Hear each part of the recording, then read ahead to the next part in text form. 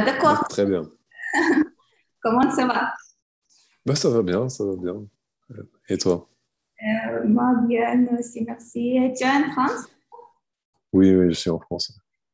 Je parlerai français aujourd'hui. J'essayais. Très bien, très bien. J'espère que tu vas comprendre tous les mots que je parle. Ouais, je comprends tout, je comprends tout. Qu'est-ce qui est le temps en France maintenant? Parce que ici, il est très, très chaud. Ah bah ici, il fait chaud aussi, mais pas très chaud. Il fait beau. Il fait beau. Autour de 26 degrés. Avancé. Nous avons peut-être 30 degrés. C'est chaud. Un petit peu chaud. D'accord. Et tu sais, nous avons une bonne nouvelle. La France est ouverte pour les Ukrainiens. Ah, c'est bien. Nous pouvons aller Non, maintenant. non, ouais, c'est bien. C'est bien. Oui, d'accord. Merci. Je veux dire merci pour toi que tu veux parler avec moi aujourd'hui sur la langue française. Pour moi, c'est intéressant et j'espère que maintenant, j'espère que ce sera intéressant, pas seulement pour moi, pour nos étudiants, mais peut-être pour les gens qui veulent apprendre le français en général. Oui, Mm. c'est pourquoi j'ai quelques questions pour toi. Mhm. Mais avant, je vais demander, parce que notre première rencontre a été en Ukraine, qui est, je vais demander, qu'est-ce que tu fais en Ukraine en général et pourquoi Ukraine? Pourquoi tu as décidé d'arriver à notre pays? Pourquoi? D'accord. Bah, je suis allé par hasard parce que j'avais des amis qui habitaient là-bas, qui Mhm. ont leur entreprise, et je suis venu pour leur rendre visite pour le Nouvel An. Mhm. Et puis je suis revenu parce que j'aimais bien, en fait, j'aime bien la culture, j'aimais bien. C'était totalement différent de la culture, on va dire, plus de l'Europe de l'Ouest. Donc ça, c'est différent, Quoi différent? mais Quoi différent? pas très différent, mais un petit peu différent. Mais c'est surprenant. Et voilà, après, j'aime bien aussi l'histoire, donc c'était intéressant de découvrir une autre culture, un autre pays là-dessus. Et puis, il y avait des conditions, on va dire, plus agréables à vivre que, que le- que l'Europe de l'Ouest ces derniers temps, quoi.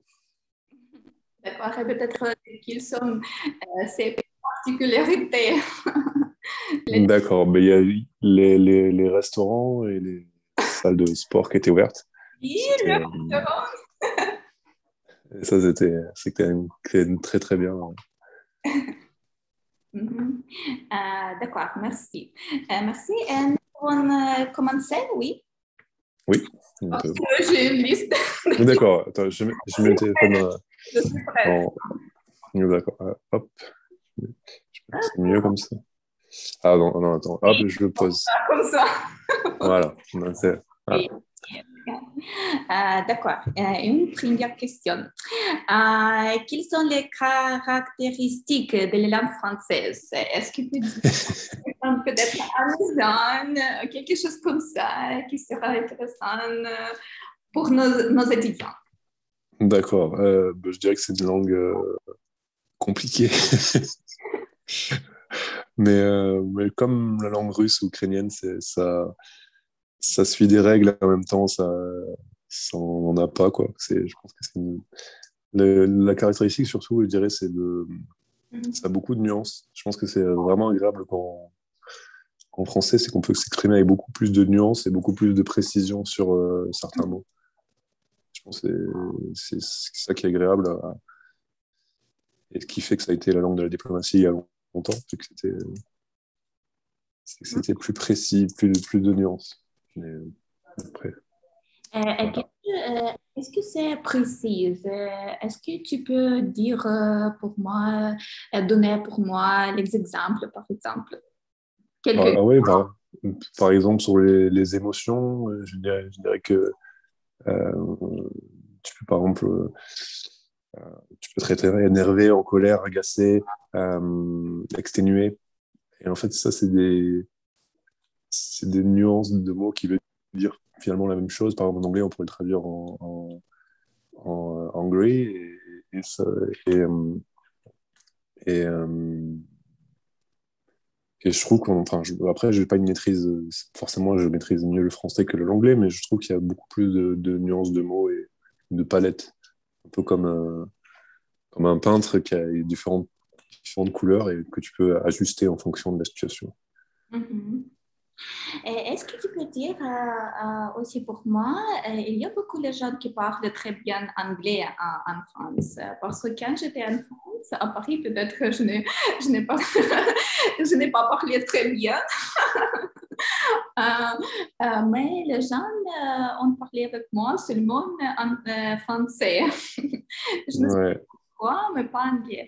Est-ce que tu peux dire pourquoi? C'est ton opinion? Euh, Oui, alors je vais te répondre. Je pense que il y a un cliché sur les Français, je pense que je suis assez d'accord, c'est que c'est quand même, on a quand même un orgueil, une fierté. Euh, et, et je pense qu'on est très en retard, de manière générale, sur la langue anglaise.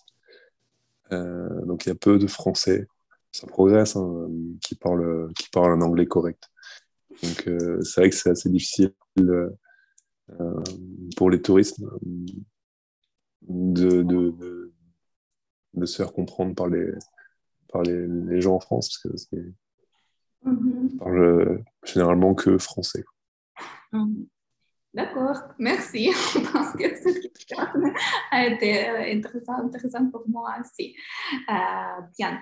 Adrien, et une petite demande, peut-être, est-ce que tu peux parler pas très vite parce que nos étudiants peut-être ne vont pas comprendre tous les mots, mais pas très vite. Est-ce que tu peux? Mm. Je peux. Je vais ralentir. Je vais parler comme ça, Oui, merci, merci. avec plaisir. Hum, d'accord.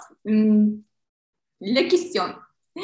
Euh, hum, qu'est-ce que tu penses? Quelle est l'importance de la langue française? Pourquoi la langue française? Parce que maintenant, déjà, nous avons parlé de la langue anglaise, mais pourquoi française?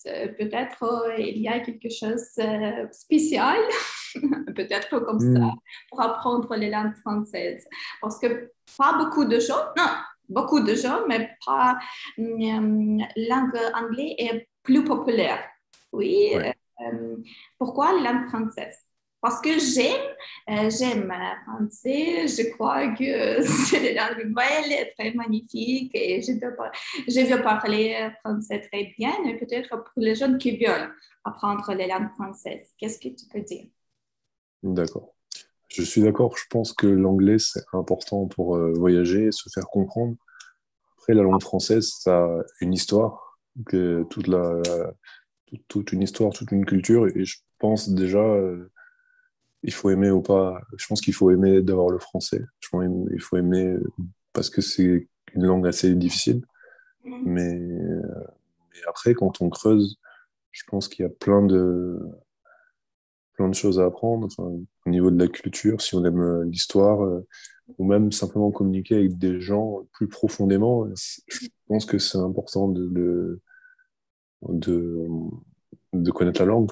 Mais après, je pense qu'il faut vraiment aimer la culture et le pays. Je pense que c'est indéniable. Je- Mhm, mhm, je suis d'accord. Je suis d'accord. voilà.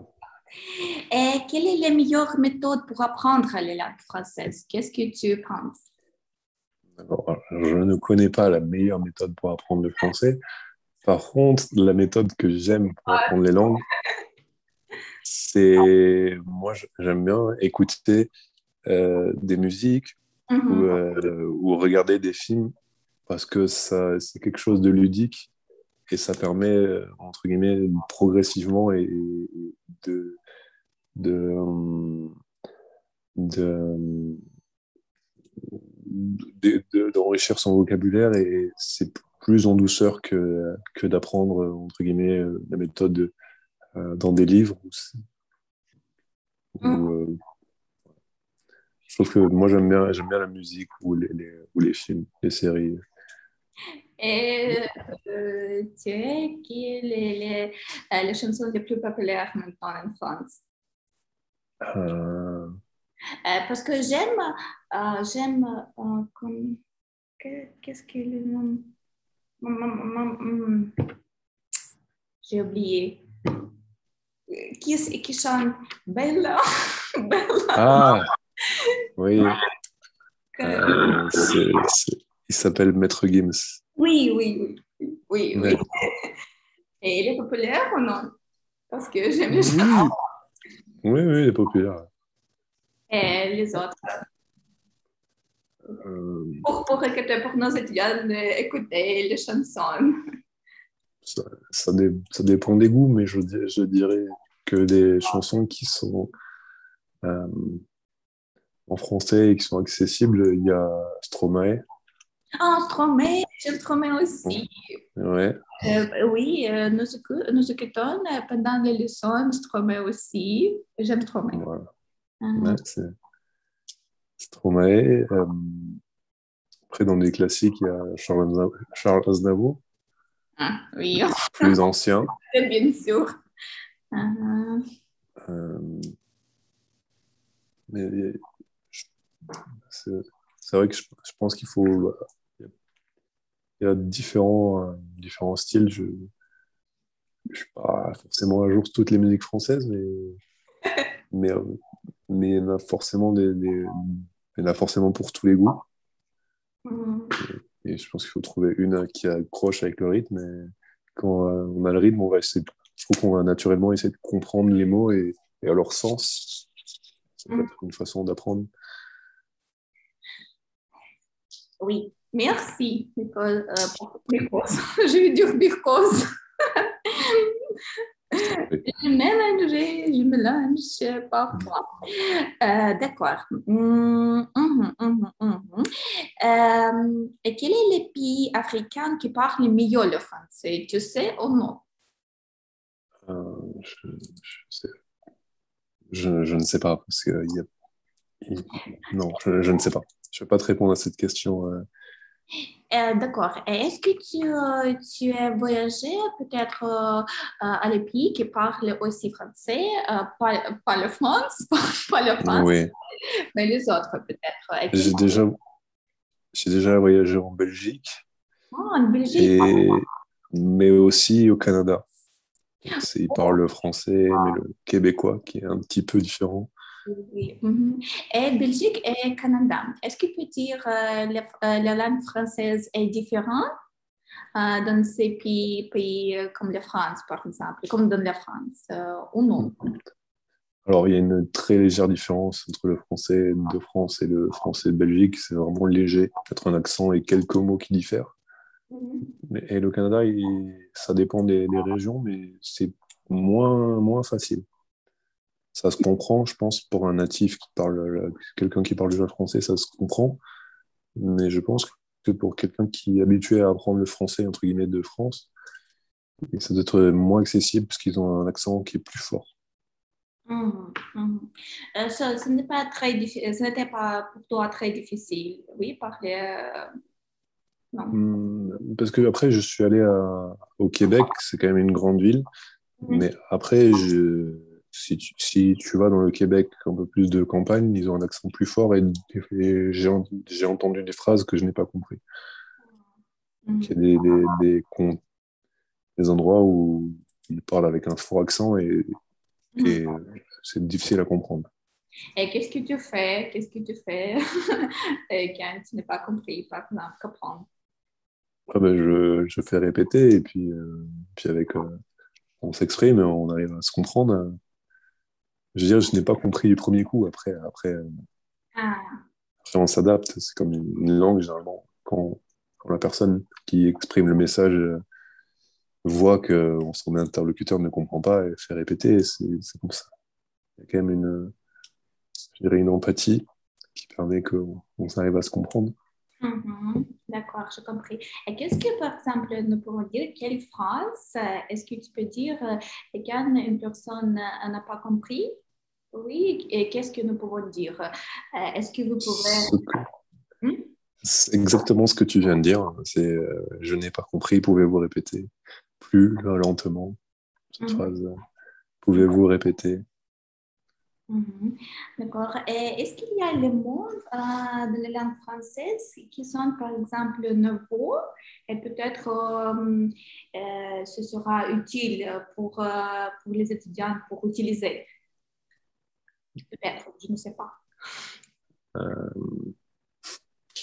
Euh, les mots qu'utilisent peut-être les jeunes. je je sais pas s'il y a un mot en général, mais en tout cas, ce qu'il faut faire attention avec le français, je pense qu'on essaie de l'apprendre, c'est que c'est une langue de sous-entendu. Alors, je Mhm. sais pas si ça va être bien clair, mais souvent dans le français, il va y avoir des sous-entendus. Comment dire? Il va y avoir le sens premier et le sens second. Et il y a des mots qu'il faut faire attention. Par exemple, euh, en anglais, on va dire I'm excited. Et, euh, Mhm. Oui. et en français, on peut pas dire je suis excité. Même si, parce que ça Mhm. aura un sens, un sens premier qui est le même en anglais, mais le sens second est vraiment différent. Enfin, pour faire simple, c'est un sous-entendu sexuel, donc c'est à éviter. En tout cas, en réunion d'affaires, quoi. Mhm. D'accord, merci. Euh, hum, d'accord.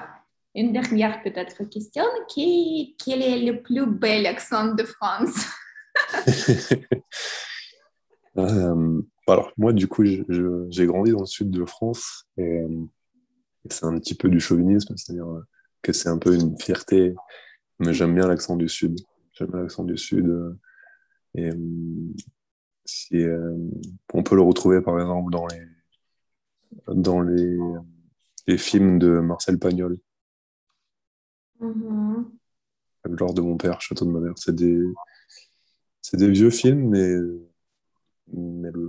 comme c'est une problématique, ça reste une problématique qui n'a pas vieilli, quoi.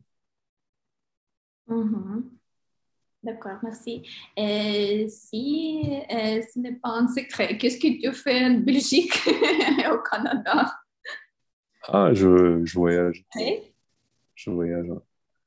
Ah, ah, De- d'accord, merci. Si je ne me trompe pas, tu seras en Ukraine aussi en août. Exactement, ouais. Je, je serai en août, ouais, pendant une semaine, un peu plus d'une semaine. Oui, oui, parce que au fait, c'est 29 juillet. Oui. Deux jours, 2 jours. Oui, 2 jours. Adrien, merci beaucoup. Merci beaucoup Bah, avec plaisir. pour être avec moi aujourd'hui. Je crois que ce sera très utile pour moi. Bah, j'espère, ouais. Moi, pour nos étudiants, peut-être je crois que nous allons écouter, nous allons discuter quelque chose, nous allons écrire les mots nouveaux, les informations, et peut-être ce sera euh, intéressant en général. D'accord. Merci. Mais tant mieux, merci à toi.